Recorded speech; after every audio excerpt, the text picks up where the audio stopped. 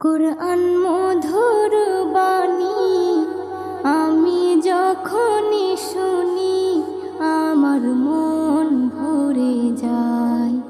কুরআন মধুর বাণী আমি যখনই শুনি আমার মন ভরে যায়। শোনো মুমিন মুসলমান, পড়ে দেখো না কুরআন, কত শান্তি পাওয়া যায়। কুরআন